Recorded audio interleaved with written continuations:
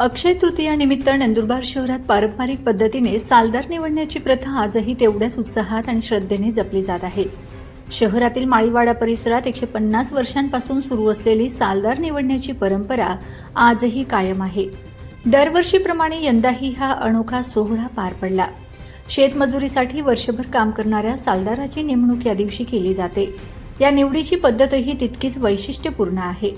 जो व्यक्ती सर्वात जड दगड उचलतो त्याला सालदार म्हणून निवडले जाते। यामध्ये ताकद, सहनशक्ती आणि मेहनतीची कसोटी पाहिली जाते। यंदाच्या सोहळ्यात सुमारे 100 ते 125 किलो वजनाचे दगड उचलण्याची स्पर्धा होती। 5 ते 6 तरुणांनी हे जड दगड उचलत आपली क्षमता सिद्ध केली आणि सालदारकी मिळवली। यावेळी नगरसेवक व माळी समाजाध्यक्ष आनंदा माळी, सामाजिक कार्यकर्ते माणिक माळी, लक्ष्मण माळी, निंबा माळीसर, जगन्नाथ माळी, बाबूलाल माळी, शिवाजी माळी तसेच सालदार म्हणून नेमणूक झालेले पण्या होलर, दिनेश ठाकरे व परिसरातील नागरिकांनी या स्पर्धेला मोठ्या संख्येने उपस्थित राहून उत्साह वाढवला।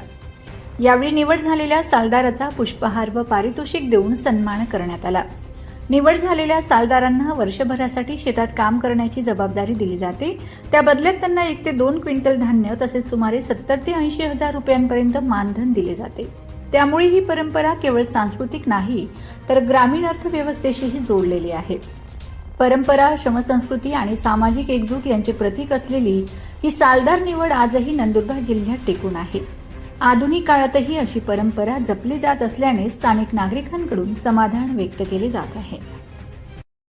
अक्षय तृतीया कार्यक्रमानिमित्ताने हा माळेरा परिसरातून पारंपरिक हा दगडूलाचा कार्यक्रम घेतला जात असे। नंदुरबारमध्ये आणि या माळेरा परिसरामध्ये एक नामांकित हे जे दगड आहे, हा दगड कमीत कमी 1 ते 1.25 क्विंटलचा एक दगड आहे।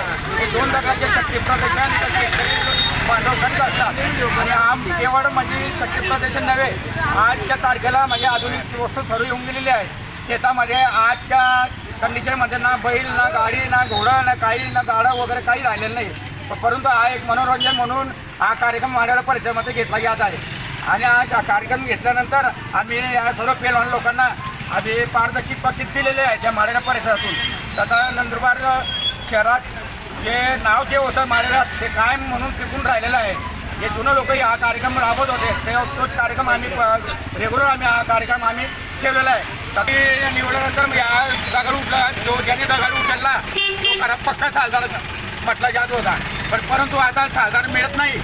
पण मग सालदार म्हणजे पेमेंट म्हणजे कसं होतं, त्या वर्षाला ते काही बी अन्नधान्य द्यायचे, ज्वार किंवा गहू किंवा बाजरी, आता 1 क्विंटल 2 क्विंटल असं ते मानधन म्हणून द्यायचं आणि थोडंफार मानधन म्हणून थोडेफार पैसे मिळायचे वर्षाच्या काठावर।